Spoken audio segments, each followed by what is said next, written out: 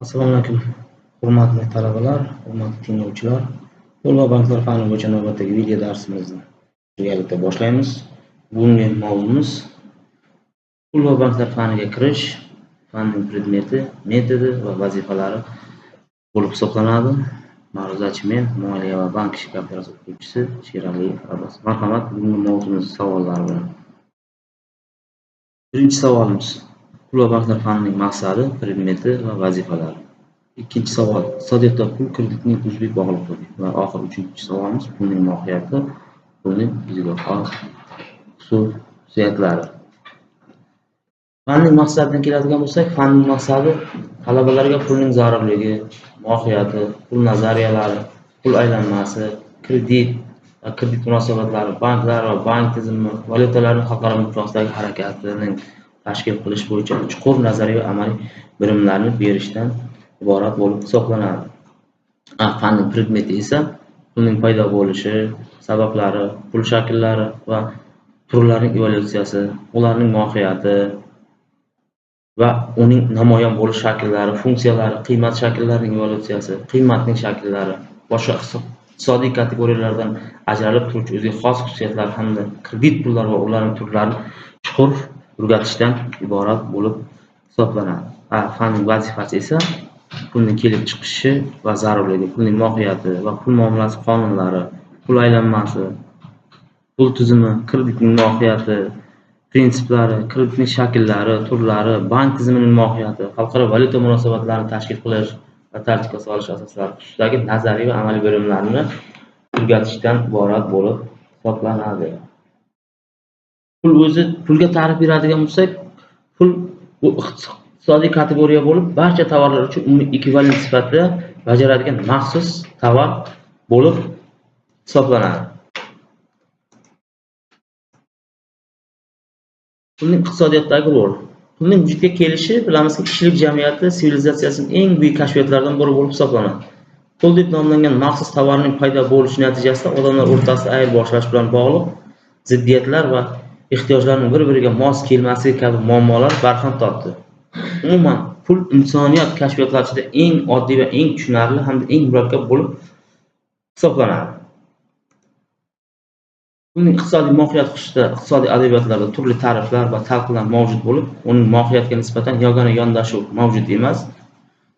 Chunki jamiyatda xo'jalik yuritish tuzumining va ijtimoiy-iqtisodiy sharoitning o'zgarishi pulning mohiyatini turlicha talqin etilishni talab etmoqda. Jumladan, iqtisodchi olimlar va soha mutaxassislari pulni iqtisodiy kategoriya sifatida qiymat o'lchov vositasi, umumiy ekvivalent, tovar, maxsus tovar, ayirboshlash vositasi ekanligini e'tirof etadilar. Xo'sh, xususan pulning vujudga kelishiga quyidagi omillar asos bo'lib xizmat qiladi. Birinchisi, qadimgi davrda odamlar o'z ehtiyojlaridan ortib qolgan iste'mol mahsulotlari turib qolmasligi va saqlashning imkoniyati bo'lmaganligi bois ularni o'zlariga yaqin yoki tanish odamlarga bergan. Bu o'z-o'zidan odamlar o'rtasida stixiyal ravishda, ya'ni bir tomonlama ayirboshlash munosabatlarining vujudga kelishiga sabab bo'ldi. Keyinchalik odamlarning ongi, dunyoqarashi va hayot kechirish tarzi rivojlanganligi natijasida ikki tomonlama ayirboshlash munosabatlari vujudga kela boshladi. Bu davrda kishilarda o'ziga zarur bo'lgan buyumning o'rniga nimadir olish evaziga ikkinchi kishiga berish lozimligini anglay boshladilar. Xo'sh, bilamizki, yaxshi ishlayotgan pul tizimi jamiyatning barcha imkoniyatlaridan to'liq foydalanish imkoniyatini beradi. Aksincha, yomon ishlayotgan pul tizimi pul muomalasini izdan chiqarib, ishlab chiqarish darajasida keskin pasayishlar, iqtisodiyotdagi bandlikka, bahoga, pulni sotib olish qobiliyati pasayishiga salbiy ta'sir ko'rsatadi. Endi pulning tarixiy manbalarga ko'ra birinchi qog'oz pullar bilamizki 12-asrlarda Xitoyda chiqarilgan. Umuman tarixda birinchi tangalar esa 7-asrda Kichik Osiyodagi Lidiya mamlakatida zabt etilgan. Albatta, endi pulning kelib chiqishi haqida biz chuqurroq bilmoqchi bo'lsak, albatta pulning evolyutsion bosqichlarini biz bilib olishimiz kerak. Bilamizki, pulning evolyutsion bosqichlari 4 ta bosqichni bosib o'tgan. Birinchisi qiymatning oddiy yoki tasodifiy shakli bo'lib hisoblanadi. Demak, bu shaklda bu tovar ishlab chiqarishning dastlabki davriga to'g'ri kelib, bu shakl bunda tovarlar pulsiz bir-biriga bevosita ayirboshlagan. Bunda mahsulot ayirboshlash uchun ishlab chiqarilmagan, lekin ularning ortiqchasi tasodifiy shaklda ayirboshlagan. Ya'ni bu natural xo'jalik davriga to'g'ri kelib, masalan, bitta boltaga 20 kilogramm don va hokazo endi tasodifiy shaklda ayrila boshlagan. Ikkinchi qiymatli shakl esa to'la yoki kengaygan shakl deb nomlanib, bunda tovar ayirboshlash rivojlanishi bilan tasodifiy qiymat shakldan to'la yoki kengaygan shaklga o'tilgan.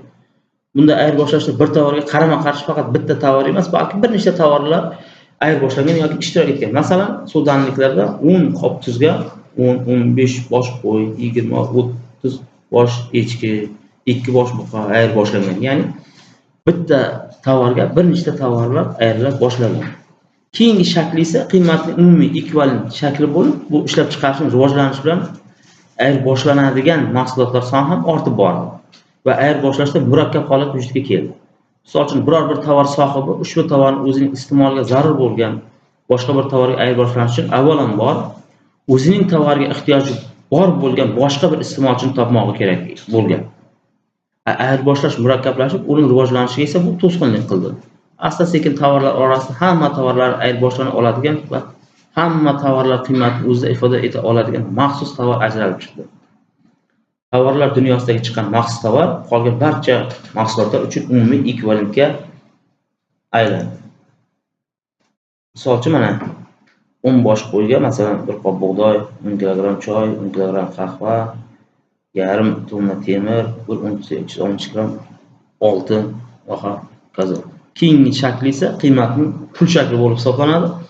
Mahsulot ishlab chiqarish va ayirboshlash jarayonining tobora rivojlanib borishi hududlar, mamlakatlar o'rtasida savdo-sotiqni tovar ayirboshlash zaruatiga keltirdi. Turli mamlakatlarda turli tovarlar ekvivalent hisoblanmaganligi bu jarayonning taraqqiy etishiga to'sqinlik qildi. Natijada butun tovarlar dunyosida shunday tovar ajralib chiqdiki, bu barcha hudud, mamlakatlar umumiy ekvivalent sifatida qo'llanila boshladi. Bu vazifani dastlab qimmatbaho metallar, mis, kumush, keyinchalik esa oltin bajaradigan bo'ldi. Mana misol uchun bilamizki, oltin unsiyada o'lchangan. Mana 2 unsiya oltin 360 gramm oltin bo'lib hisoblangan. Mana 2 unsiya oltinga 1 qop bug'doy, 10 ta qo'y, 10 kilogramm choy, kilogramm qahva, yarim tonna ko'mir va hokazolar ayirboshlagan. Demak, mana pulning kelib chiqishini biz chuqur bilmoqchi bo'lsak, albatta o'sha pulning evolyutsion bosqichlarini biz bilib olishimiz kerak. O'zi umuman pul o'z taraqqiyot yo'lida hozirgi kungacha 4 ta bosqich va 4 ta shaklga ega bo'lgan. Birinchisi bilamizki, tovar shaklida bo'lgan. Bu quyma asrimizdan oldingi 7-asrgacha. Ikkinchisi tanga pullar, ular tanga asrimizdan oldingi 7-asrlarga to'g'ri keladi. Keyingisi qog'oz pullar, banknotalar va oxirgisi elektron pullar, ya'ni plastik kartochkalar, ya'ni 20-asr o'rtalaridan boshlab muomalaga kiritilgan.